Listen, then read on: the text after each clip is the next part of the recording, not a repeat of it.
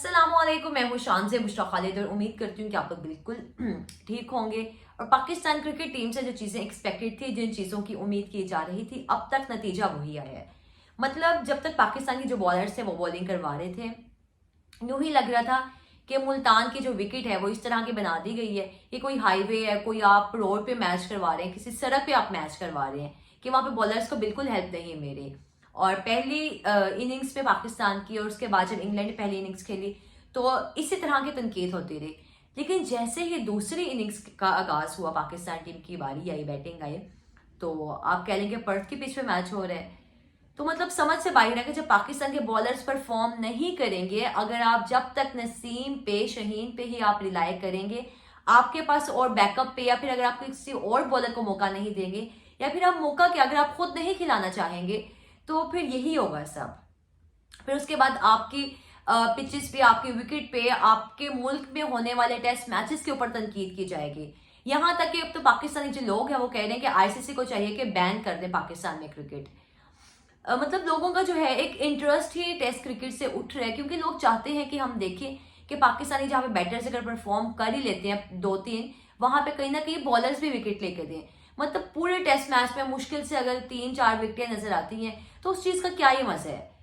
इससे बेहतर तो अभी जो इंडिया और बांग्लादेश वाला मैच हुआ था, तो वो देखने का इतना मजा आया कि वहां पे जहां पे अच्छी बैटिंग कह लें कि की गई है, और उसके बाद बॉलर्स ने जिस तरह से विकेट लिया, चाहे वो बांग्लादेश है चाहे वो इंडियन है। लेकिन वहां पे आपका जो एक है जिसके ऊपर टैग लगा दिया कि पाकिस्तान का पेस अटैक है, नसीम, शहीन, ये वो, आपने ट्रियो के नाम दे दिया, आपने एडिट्स बना दी कि ये बॉलर्स तो क्या ही है एक दो मैचेस के बाद। तो मुझे लगता है शायद इस तरह की जो आपने हाइप दे दी है, उसने उस चीज ने इन प्लेयर्स का जो है बेड़ा गर्क कर दिया हुआ है, और इन प्लेयर्स के दिमाग में चीज बैठ गई कि हम स्टार बन चुके हैं। और फिर इस तरह से काफी प्लेयर्स नीचे की तरफ आए भी हैं, उनका कह ले कि बैक गेट भी लग चुके हैं, उसके बावजूद भी उनको इस चीज की समझ नहीं आ रही है।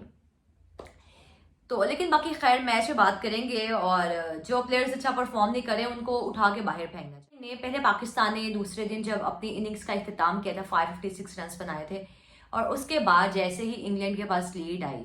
और इंग्लैंड के पास अब आई थिंक 256 की लीड थी, और उसके बाद पाकिस्तान ने जब बैटिंग का आगाज किया, लेकिन पहले इंग्लैंड की बैटिंग के बारे में बात कर लें कि रूट ने जिस तरह की बैटिंग की, ब्रूक ने जिस तरह की बैटिंग की कि उन्होंने ट्रिपल सेंचुरी बना ली है, और उन्होंने कोई रिकॉर्ड भी कायम किया है। 1990 के बाद शायद वो कौन से प्लेयर है जिन्होंने ये ट्रिपल सेंचुरी बनाई है, अपने नाम की है। और उनके जितने बैटर्स हैं, उसके बाद वॉक्स आए जितने, मतलब उन्हें अपना कंट्रीब्यूट किया, तो उन लोगों के अंदर एक वो चीज़ नज़र आ रही है कि वो क्रिकेट खेलना चाह रहे हैं, वो रेड बॉल क्रिकेट को अहमियत दे रहे हैं। लेकिन वहाँ ही पाकिस्तानी बैटर्स आते हैं, साइम अयूब और अब्दुल्ला शफीक, और दोनों बैटर्स जो हैं, साइम अयूब को तो मुझे खैर कह लें कि 6-7 माह आप उसको डोमेस्टिक में डालें, और उसके बाद अगर उनको लगता है आपको कि बेहतरी की तरफ आ रहे हैं तो आप उनको शॉर्ट फॉर्मेट में डालें।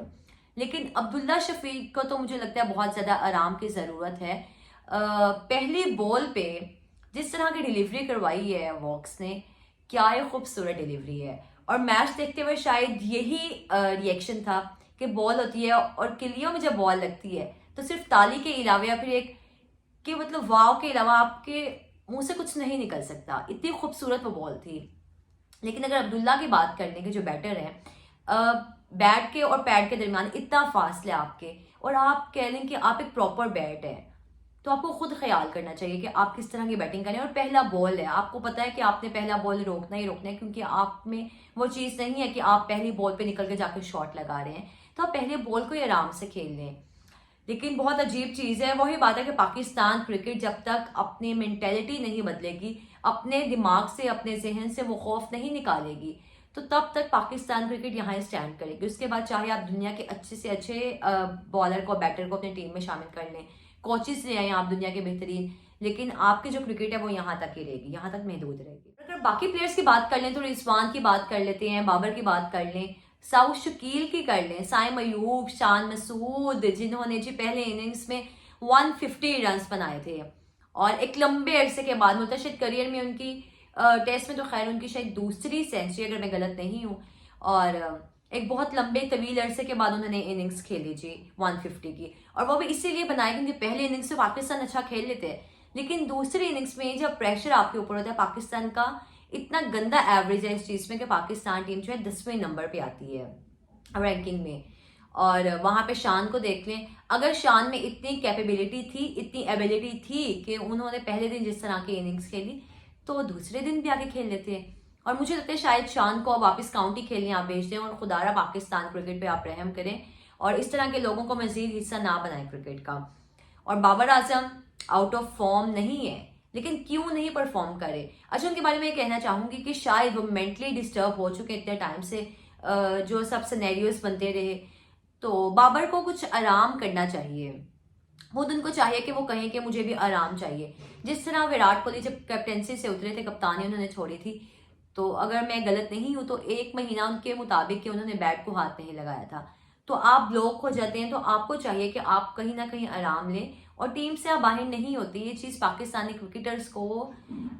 देखनी चाहिए कि जहाँ पे आपको ज़रूरत है कि आप 1-2 सीरीज से आराम लें तो आप लें इस चीज़ से। आपने छोटे टूर्नामेंट्स भी खेलने, चाहे वो पाकिस्तान में भी जैसे चैंपियंस कप हुआ, और आपने हर सीरीज़ खेलनी है छोटी टीम के खिलाफ भी, तो फिर उसके बाद आप इसी तरह से बंद होकर रह जाते हैं, फिर आप मजीद अपनी क्रिकेट को आगे नहीं बढ़ा सकते हैं। और जहाँ तक बात है मोहम्मद रिजवान की, क्या ही बात है, लॉर्ड मोहम्मद रिजवान जिन्होंने अपनी आज जो सेंचुरी थी वो 90 रन से मिस कर दी, तो और पहले इनिंग्स में डक पे आउट हुए, तो रिजवान के बारे में क्या करेंगे कि 0 और 10।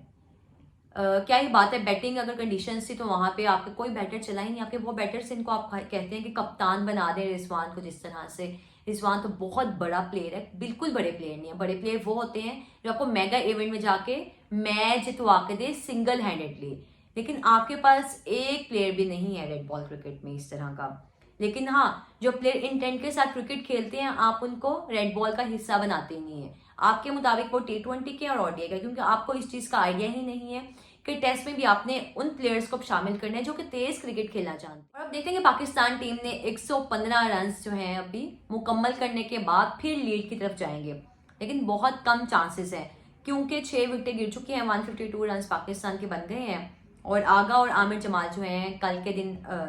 जो बैटिंग है उसका आगाज करेंगे। और सलमान अली आगा से काफ़ी उम्मीदें हैं और आमिर जमाल को देखते हैं अगर ऑलराउंडर के तौर पर इनको टीम में शामिल किया गया है तो वो क्या अपने आप को मनवा पाते हैं या नहीं। लेकिन अगर कल के रोज़ पहले सेशन में ही विकेटें गिर गई तो